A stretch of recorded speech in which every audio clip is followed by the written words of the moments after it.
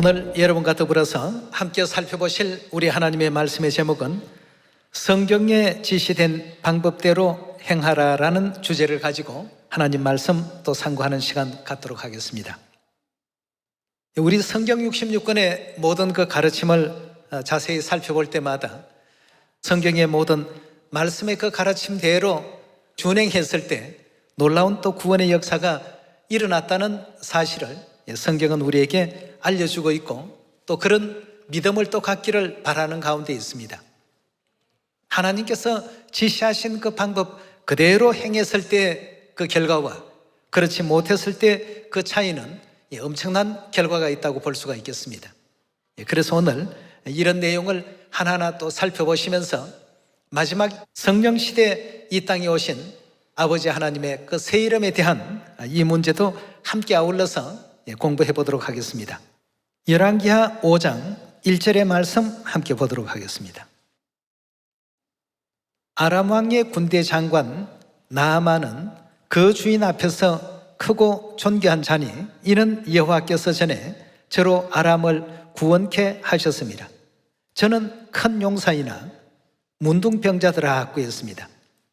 아람 나라의 군대 장관이라 하면 요즘으로 말하면 국방부 장관이나 총사령관 격의 최고의 지위에 있는 장군이라 볼 수 있겠습니다.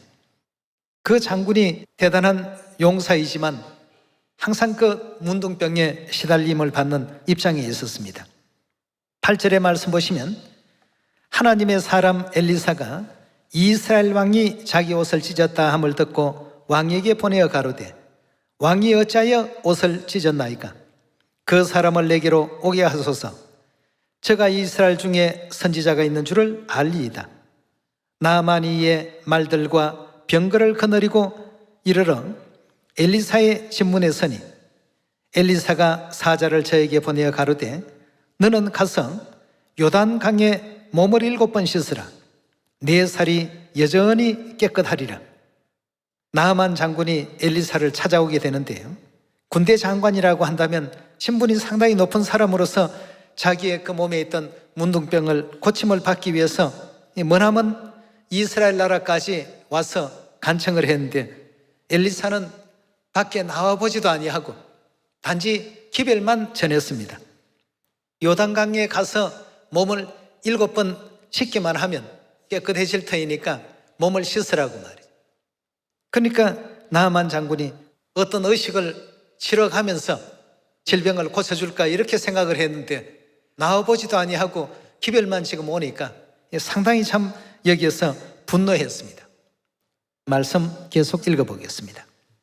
나아만이 노하여 물러가며 가로되 내 생각에는 저가 내게로 나와 서서 그 하나님 여호와의 이름을 부르고 당처 위에 손을 흔들어 문둥병을 고칠까 하였도다. 다메섹강 아마나와 바르발은 이스라엘의 모든 강물보다 나지 아니하냐? 내가 거기서 몸을 씻으면 깨끗하게 되지 아니하랴? 아람 나라에 있는 다메섹강 아마나강과 바르발 강은 요단강보다도 더 깨끗하고 청결한데 오히려 그 깨끗한 물에 가서 씻는 것이 더 낫지 않겠느냐 하고 자기의 생각을 피력을 했습니다. 깨끗하게 되지 아니하려 하고 몸을 돌이켜 분한 모양으로 떠나니 그 종들이 나와서 말하여 가로되 내 아버지여 선지자가 당신을 명하여 큰 일을 행하라 하였다면 행치 아니하였으리까? 하물며 당신에게 이르기를 씻어 깨끗하게 하라 함이리까? 나아만이 이에 내려가 하나님의 사람의 그 말대로 요단강에 7번 몸을 잠그니 그 살이 여전하여 어린아이 살같이 깨끗하게 되었더라 하고 했습니다. 그리하지 아니하고 자기 고국으로 그냥 돌아가려고 할 때 그 종들이 옆에 있다가 만류했습니다. 만약 선지자가 당신에게 이보다 더 어려운 요청을 한다 할지라도 그 질병이 낫기 위해서는 그대로 수행하지 않았겠습니까? 근데 쉬운 방법을 제시했는데 한번 지시한 방법대로 해보는 것이 어떻겠습니까? 하고 제안을 했습니다. 이 나아만 장군이 그 말을 그대로 따라서 요단강에서 7번 몸을 씻고 나니까 그 문둥병이 사라지게 되었고 어린아이 살보다도 더 참 깨끗한 건강한 몸을 얻게 되었다는 기록이 열왕기하 5장에 지금 있습니다. 역시 하나님께서 지시한 방법대로, 하나님의 선지자가 지시한 방법대로 실행했을 때 이와 같은 이제 은혜로운 결과가 나온다는 것을 하나님께서는 과거의 그 역사를 통해서 오늘날 이 시대에 우리가 어떤 믿음의 길을 걸어가야 하는가를 다시 한번 보여주신 장면입니다. 하나님께서 지시하신 방법대로 씻어야 되지, 만일 나아만 장군의 생각대로 자기 나라에 돌아가서 요단강보다도 더 깨끗한 아마나강과 바르발 강에 가서 씻었다고 한다면 7번 아니라 70번을 씻어도 나음을 입을 수 있었겠습니까?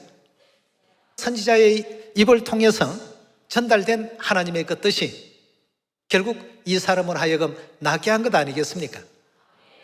뭐 요단강에 그 강물에 어떤 효능이 있어서 문둥병이 나았다고 한다면 나만뿐만 아니라 이스라엘 전역에 수많은 문둥병자들이 요단강에 가서 다 씻기만 하면 다 나음을 입을 수 있었지 않겠습니까? 그래서 요한계시록 22장에도 하나님의 말씀이 기록되어 있는 이 성경 말씀에 결코 우리 사람의 생각으로 더하지 말고 빼지 말라고 하신 기록이 있죠. 요한계시록 22장 18절의 말씀 함께 보겠습니다. 내가 이 책의 예언의 말씀을 듣는 각인에게 전가하노니 만일 누구든지 이것들 외에 더하면, 이 책이라는 것은 성경이죠. 만일 누구든지 이것들 외에 더하면 하나님이 이 책에 기록된 재앙을 그에게 더하신다고 이렇게 말씀하고 있습니다. 더하지 말고 사람의 생각을 임의로 거기에 참삭을 시키지 말라는 이와 같은 뜻이 요한계시록 22장 18절에 담겨 있습니다. 19절입니다. 만일 누구든지 이 책의 예언의 말씀에서 제하여 버리면, 제한다는 뜻은 뺀다는 뜻이죠. 빼버리게 되면 하나님이 이 책에 기록된 생명나무와 및 거룩한 성에 참여함을 제하여 버리시리라 하고 했습니다. 다시 말하면 영원한 천국에 들어가는 자격과 특권에서 제외시켜버리겠다고 이렇게 말씀하고 계십니다. 그럼 이 모든 말씀은 성경에 지시된 그 방법 그대로 하라는 이와 같은 뜻 아니겠습니까? 오늘날 많은 사람들은 하나님의 교회는 노래도 새 노래를 부르고 여호와 이름도 아니고 예수 이름도 아니고 새 이름 안상홍님의 이름으로 기도하고 뭐 모든 것이 낯설고 생소하다, 이런 얘기들을 이제 가끔씩 할 때가 있습니다. 그럼 이 모든 내용들이 성경에 지시된 내용이 아니라고 한다면 이건 큰 문제입니다. 그렇죠? 그러나 성경에 지시된 내용이라고 한다면 이렇게 안 하는 교회들이 굉장히 또 큰 문제가 될 것입니다. 그렇죠? 우리 전도서 3장을 한번 열어서 이런 모든 내용의 말씀들을 하나하나 또 찾아가 보도록 합시다. 3장 1절입니다. 천하의 범사가 무엇이 있다고요? 기한이 있고 모든 목적이 이룰 때가 있다고 했습니다. 하나님께서 정해 놓으신 천하의 범사가 전부 기한이 있습니다. 우리 생명도 마찬가지입니다. 바둑이가 살 수 있는 생명의 기한이 있고 하루살이가 살 수 있는 생명의 기한이 있고 사람이 살 수 있는 생명의 기한이 있습니다. 사람이 난 한 300살쯤 살고 싶은데 라고 생각하면 300살 살 수 있을까요? 하나님께서 전부 그 기한을 정해 놓으셨습니다. 이와 같이 우리 구원의 역사에도 목적이 이룰 때가 있고 기한이 있다고 했습니다. 하나님께서는 인류의 구원을 위해서 아담으로부터 시작해서 이 세상 종말까지 세 시대로 구분했습니다. 그 첫 번째에 해당되는 시대가 성부시대입니다. 즉 아버지로서 구원의 섭리와 역사를 펼쳐가는 한 시대를 하나님께서 설정하셨고, 그 다음 아들로서 예수 그리스도를 구원주로 모셨던 성자시대, 그리고 마지막 오늘날 이 시대는 성령의 시대라고 이렇게 성경은 표현하고 있습니다. 그럼 성부시대, 성자시대, 성령의 시대를 통해서 하나님의 구원 역사가 완성되는 것으로 성경에는 기록이 되어 있고, 각 시대마다 천하범사에 전부 기한이 있다고 했죠. 성부시대도 기한이 있고 성자시대도 다 정해진 기한이 있습니다. 우리 구원을 위해서 전체적으로 세 시대로 이렇게 구분을 주셨기 때문에 구분된 그 기한이 전부 있게 된 것이고 때라는 것이 반드시 있습니다. 자, 그렇다면 하나님께서 이 세 시대를 통해서 어떤 구원의 역사를 또 펼쳐가시는지를 한번 배워보도록 하겠습니다. 마태복음 28장 18절의 말씀 보시면 예수께서 나와 일러 가라사대 하늘과 땅의 모든 권세를 내게 주셨으니 그러므로 너희는 가서 모든 족속으로 제자를 삼아 아버지와 아들과 성령의 이름으로 세례 즉 침례를 주고 내가 너희에게 분부한 모든 것을 가르치고 어떻게 하라고요? 지키게 하라고 이렇게 분명히 말씀을 주셨습니다.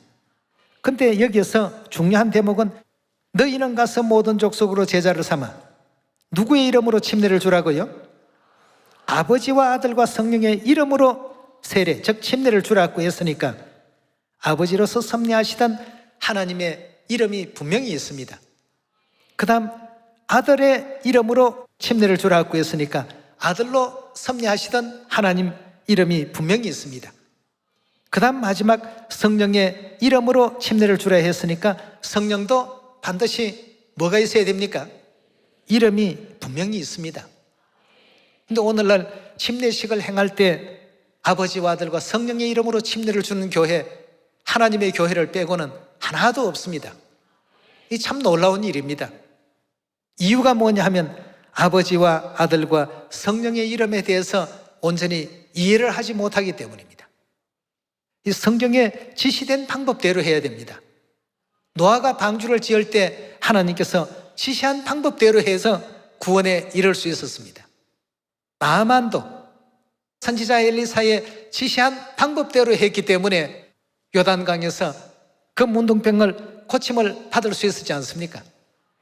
마찬가지로 마태복음 28장에 우리 예수님께서 아버지도 분명 이름을 가지시고 계시고 아들도 분명 이름이 있고 성령도 분명 이름이 있기 때문에 아버지와 아들과 성령의 이름으로 침례를 주라고 이렇게 말씀하고 있습니다. 그렇다면 아버지로서 즉 성부 여호와라는 이름을 하나님이 가지고 계십니다. 그 다음 성자시대 아들의 입장으로 이 땅에 오셔서 구원의 사역을 펼쳐가실 때 사용하셨던 예수라는 이름이 있습니다. 그럼 성령의 이름이 반드시 있어야 됩니다. 반드시 아버지와 아들과 성령의 이름으로 주는 침례여야 그것이 이제 곧 구원의 표가 될 수 있고 구원의 첫걸음이 될 수 있는 것입니다. 그렇다면 마지막 성령의 이 이름을 이제 우리가 알아야지만 이 마지막 성령 시대를 살면서 성경에서 즉 하나님께서 지시하신 그 방법대로 구원의 길을 온전히 또 걸어갈 수 있는 것 아니겠습니까? 근데 오늘날 이 시대에 와서는 모든 교회가 예수 이름으로 지금 다 기도하고 있지 않습니까? 왜 예수 이름으로 기도합니까? 라고 물으면 거기에는 답변이 궁색합니다. 왜 여호와 이름으로 기도해야 되고 왜 예수 이름으로 기도해야 되고 왜 오늘날 이 시대에는 우리가 안상홍님 이름으로 기도하는가에 대한 이 명백한 내용들을 분명히 알고 실천하는 우리의 신앙이 되어야만 우리의 믿음이 천국을 향해서 진행해 갈 수 있는 것 아니겠습니까? 이사야서 43장 11절의 말씀 보겠습니다. 나 곧 나는 여호와라. 나 외에 누가 없다고 했습니까? 오직 인류를 구원하실 구원자는 여호와라는 하나님 외에는 없느니라고 이렇게 지금 표현되어 있습니다. 성부시대 구원자는 오직 여호와 하나님 외에는 없었습니다. 그런데 예수님께서 이 땅에 오시고 난 이후의 그 시대는 그 이름이 어떻게 바뀌는지를 한번 보도록 합시다. 사도행전 4장 11절의 말씀입니다. 이 예수는 너희 건축자들의 버린 돌로서 집 모퉁이의 머릿돌이 되었느니라. 다른 이로서는 구원을 얻을 수 없나니 천하 인간의 구원을 받을 만한 다른 이름을 우리에게 주신 일이 없음이니라 하였더라고 했습니다. 이사야 43장에서는 여호와 외에는 구원자가 없다고 하셨는데 사도행전 4장에서는 예수라는 그 이름 외에는 다른 구원자의 이름을 주신 일이 없다라고 이렇게 말씀하고 있습니다. 자칫 잘못 생각하게 되면 성경의 어떤 모순이 아니냐라고 이렇게 얘기하는 사람들도 있는데요, 하나님께서는 성부 하나님이나 성자 하나님이나 성령 하나님이나 다 동일한 한 분이십니다. 그러나 그 이름이 성부 시대 구원자의 이름으로서 사용이 되었는지, 성자 시대 구원자의 이름으로 사용이 되었는지, 성령의 시대의 구원자의 이름으로 사용되었는지, 거기에 따라서 각각 다를 뿐입니다. 그럼 성령 시대는 도대체 어떤 구원자의 그 이름이 등장이 될까? 우리 요한계시록 넘어가서 확인해 보도록 합시다. 3장 12절의 말씀 보겠습니다. 이기는 자는 내 하나님 성전에 기둥이 되게 하리니 그가 결코 다시 나가지 아니하리라. 내가 하나님의 이름과 하나님의 성 곧 하늘에서 내 하나님께로부터 내려오는 새 예루살렘의 이름과 나의 어떤 이름을 기록한다고 했습니까? 여기서 나는 누구를 뜻하지요? 예수님이 새 이름을 가지고 계신다고 했습니다. 자, 예수라는 이름 외에 다른 어떤 새로운 이름, 그 이름이 성령의 이름이 되겠습니다. 네. 이름이라고 하는 것은 여러분, 다른 사람에 의해서 불리워지기 위해서 존재하는 것입니다. 비록 내 것이지만 나보다도 남이 더 많이 사용하는 것이 바로 이름 아니겠습니까? 예. 여기도 보니까 예수님께서 나의 새 이름을 그 위에 기록할 것이라고 했습니다. 그 이름이 사용이 될 시대가 과연 어떤 시대인가? 성부 시대도 아니요, 성자 시대도 아닌 마지막 성령의 시대에 새 이름이 반드시 등장이 되어야 되겠습니다. 우리 요한계시록 1장 1절의 말씀 우리 한번 살펴보도록 합시다. 예수 그리스도의 계시라. 이는 하나님이 그에게 주사 반드시 속히 될 일을 그 종들에게 보이시려고 그 천사를 그 종 요한에게 보내어 지시하신 것이라고 했습니다. 그럼 여기에 될 일 하는 것은 미래의 얘기입니다. 요한이 장차 될 일을 기록한 내용이라고 하니까 이것이 성령의 시대에 필요한 어떤 예언들이 아니겠습니까? 그래서 3장에도 보니까 나의 새 이름이 있다. 마지막 이 성령 시대는 예수의 그 새 이름이 우리를 구원하실 것이라는 이 사실을 성경이 우리에게 알려주고 계시는 가운데 있습니다. 자, 그렇다면 각 시대마다 누구를 증거하는 증인의 역할을 감당했는지 이사야서 우리 43장 한번 돌아가 봅시다. 43장 10절입니다. 나 여호와가 말하노라. 너희는 나의 증인, 나의 종으로 택함을 입었나니 이는 너희로 나를 알고 믿으며 또 내가 그인 줄 깨닫게 하려 함이라. 나의 전에 지음을 받은 신이 없었나니라. 나의 후에도 없으리라 하고 했습니다. 여기 지금 보니까 성부 시대는 그 시대의 구원자인 여호와를 증거하는 증인으로서 선지자들도 활동을 했습니다. 그러나 예수님 오신 이후에는 누구의 증인이 되라고 하셨는지 우리 사도행전 1장 6절의 말씀 보시면 저희가 모였을 때에 예수께 묻자와 가로되 주께서 이스라엘 나라를 회복하심이 이때이니까 하니 가라사대 때와 기한은 아버지께서 자기의 권한에 두셨으니 너희의 알 바가 아니요 오직 성령이 너희에게 임하시면 너희가 권능을 받고 예루살렘과 온 유대와 사마리아와 땅끝까지 이르러 누구의 증인이 되라고요? 사마리아와 땅끝까지 내 증인이 되리라 하시더라 하고 했습니다. 자, 이사야 43장에는 보니까 그 시대의 모든 사람들이 여호와의 증인으로서 활동하게 하셨는데 사도행전 1장에는 보니까 예수의 증인이 되라고 이렇게 지시하고 있습니다. 그런데 마태복음 24장에 무화과 나무가 가지가 연해지고 잎사귀를 내면 인자가 다시 너희에게 가까이 온 줄을 알았고 이렇게 말씀을 주셨으니까 그 예언의 시간부터는 성령의 시대가 도래되겠습니다. 그렇다면 천하범사가 다 기한이 있다고 했으니까 이름도 그 이름을 사용해야 될 기한이 있습니다. 여호와의 이름을 사용해야 될 그 기한은 예수님 이전까지였고 예수님의 이름을 사용해야 될 그 기간은 두 번째 예수님께서 오시기 이전까지의 시간이 되겠습니다. 그럼 두 번째 이 땅에 오신 그때로부터는 새 이름이 사용이 되어야 되겠습니다. 이것이 성경에서 지시된 구원의 방법입니다. 나아만 장군이 자기 생각대로 했더라고 한다면 그 병을 온전히 고침을 받지 못했을 것입니다. 노아 역시도 모든 사람들이 다 멸망받는 그 가운데서 구원받았던 것은 하나님께서 지시하신 방법대로 믿음의 길을 따라갔기 때문입니다. 성부 시대는 여호와의 이름으로, 성자 시대로 넘어와서는 예수의 이름으로, 성령 시대는 예수의 새로운 이름으로 온전한 어떤 구원의 역사가 일어날 수 있는 것입니다. 자, 그렇다면 지금 오늘날 세상 교회들이 기도할 때 누구 이름으로 기도합니까? 예수 이름으로 기도합니다. 그렇다면 예수님이 이 땅에 오시기 이전 시대에 살았던 아브라함, 노아, 또 이삭, 야곱, 엘리야, 엘리사, 이런 사람들은 기도할 때 거룩하신 예수 이름으로 기도합니다 하고 그렇게 기도했을까요? 아닙니다. 그 왜 그렇습니까? 아브라함과 노아가 살았던 시대가 무슨 시대입니까? 성부 시대는 여호와 이름으로 모두가 기도했습니다. 그러나 예수님 오시고 난 이후에는 거룩하신 예수 이름으로 기도하나이다 하고 이름이 바뀌게 됩니다. 왜냐하면 각 시대마다 그 시대 구원자의 이름을 가지고 기도를 해야만 기도의 응답을 받을 수 있기 때문이죠. 그럼 과연 그런가? 성경에 확인을 한번 해보도록 합시다. 시편 116편 4절의 말씀 보도록 하겠습니다.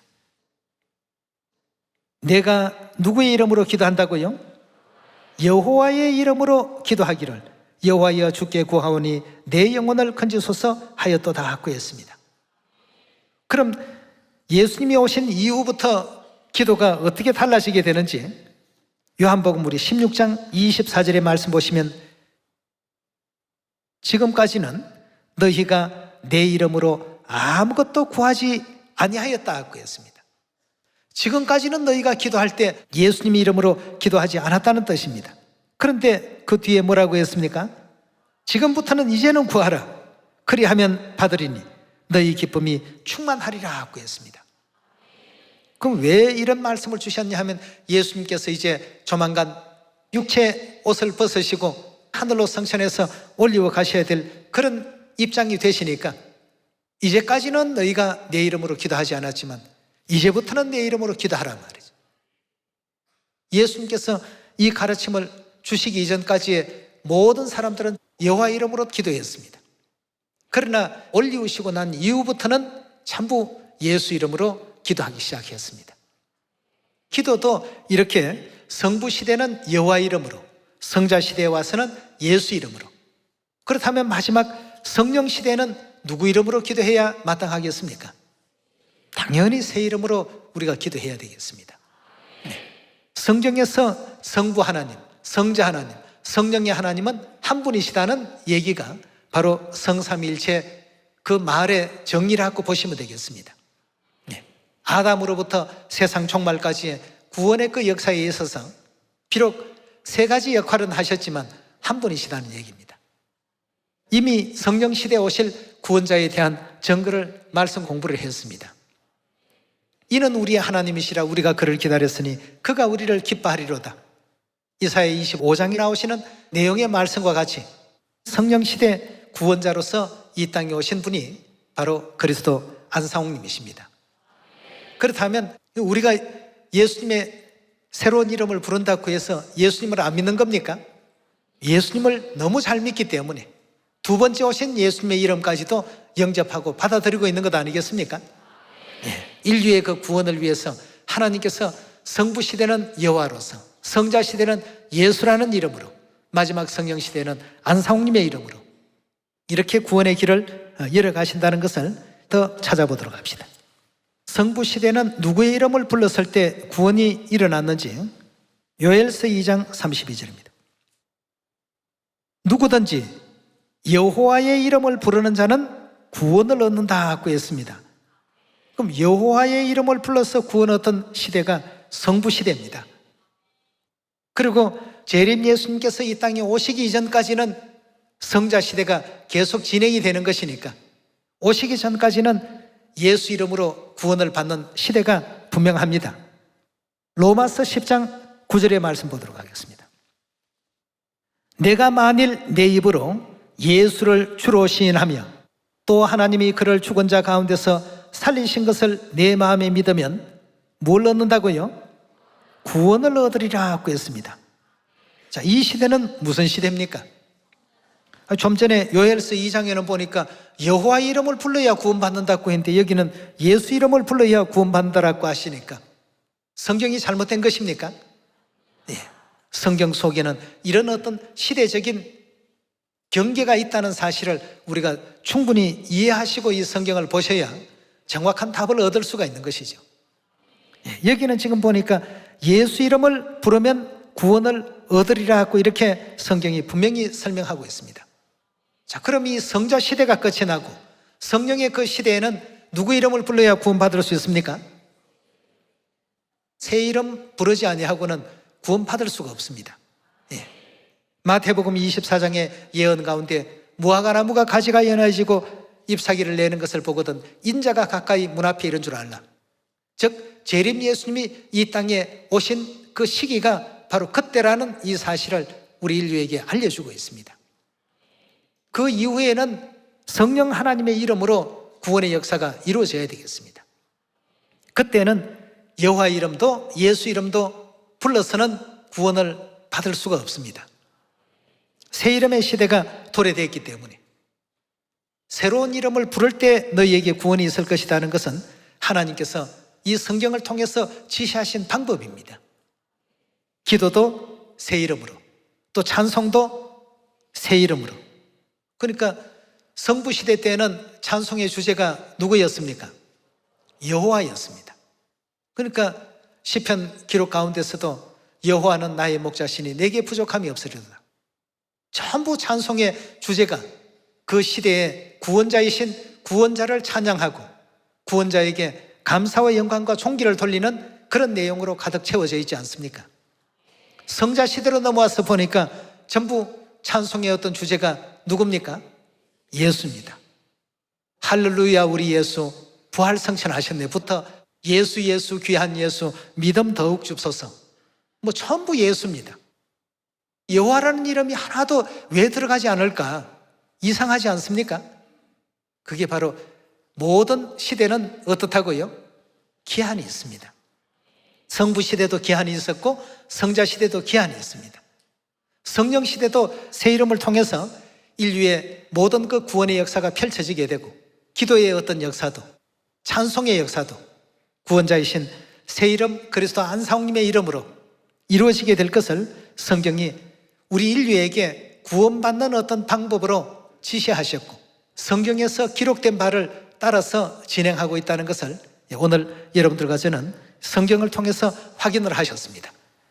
성경의 모든 예언을 따라서 이 땅에 오신 그리스도 하늘아버지 안사홍님 또 새 예루살렘 우리 하늘어머니께 영원한 영광과 감사와 존귀를 돌리면서 이 시대는 새 이름의 인도를 따라서 영원한 천국 구원에 모두가 또 이르기를 바라면서 말씀 마치도록 하겠습니다. 감사합니다.